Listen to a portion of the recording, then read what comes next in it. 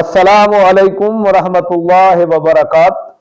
First year Urdu کے طلباء، میں ڈاکٹر سعید عاصم آپ سے مخاطب ہوں۔ آج میں آپ کو مولانا ظفر علی خان کی نظم مستقبل کی جھلک کا خلاصہ سمجھاتا ہوں۔ مستقبل قریب میں بر صغیر کے مسلمانوں کی قربانیاں رنگ لے آئیں گی اور وہ علیحدہ وطن حاصل کرنے میں کامیاب ہو جائیں گے۔ انہیں دیکھ کر فلسطین کے مسلمان بھی غیرت کا مظاہرہ کرتے ہوئے بیت المقدس کو باطل قوتوں کے قبضے سے آزاد کرا لیں گے۔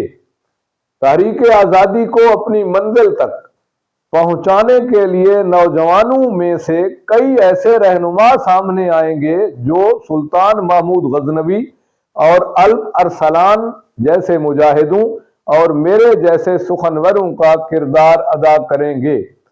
بر صغیر پر یورپ کی حکمرانی کا خواب شرمندہ تعبیر نہیں ہونے دیا جائے گا۔ تحریک آزادی کی گونج ساری دنیا میں سنی جائے گی اور بر صغیر دارالحرب کے بجائے دارالامان بن جائے گا۔ ہم یعنی بر صغیر کے مسلمان غلامی سے نجات حاصل کرنے کے لیے کسی قربانی سے دریغ نہیں کریں گے۔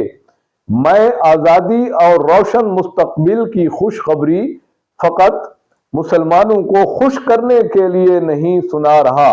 آنے والا وقت میرے ایک ایک لفظ کی صداقت کو ثابت کر دے گا اور جس شخص کو آج مجھ سے اختلاف ہے کل وہ میری رائے سے متفق ہو جائے گا۔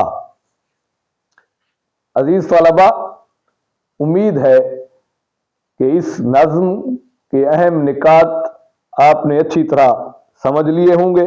میرا چینل ڈاکٹر سعید عاصم خود بھی سبسکرائب کر دیجئے اور اپنے کلاس فیلوز یا دوستوں کو بھی اس چینل کو سبسکرائب کرنے کا مشورہ دیجئے تاکہ آپ کے ساتھ ساتھ وہ بھی ان علمی ویڈیوز سے استفادہ کر سکیں۔ اللہ حافظ۔